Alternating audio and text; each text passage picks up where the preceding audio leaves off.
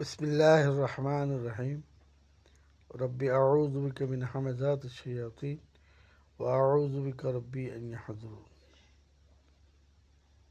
সূরা আল কাসাস। ইন্নাল্লাযী নিশ্চয়ই তোমার প্রতি ফারাদা আলাইকাল কোরআন। ফারাদা কথা অর্থ হলো ফরজ। ফরজ করা হয়েছে কোরআন। লায়ারুদ্দুকা ইলা মাআদ, তিনি অবশ্যই তোমাদেরকে তোমার মাতৃভূমিতে বা মালভূমিতে ফিরিয়ে নিয়ে আনবেন। বলো, আমার প্রতিপালক ভালো করেই জানেন কে সৎপথে নির্দেশ নিয়ে এসেছে আর কে আছে সুস্পষ্ট গুমরাহিতে।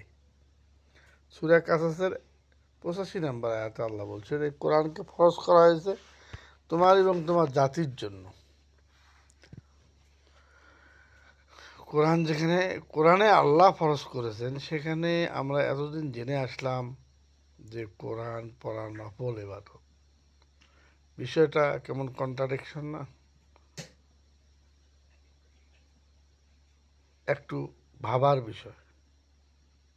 এজন্য কোরআন পাঠ করতে হবে। একমাত্র কোরআন পড়াই ফরজ এবং কোরআন নিয়েই কিয়ামতের দিন প্রশ্ন করা হবে।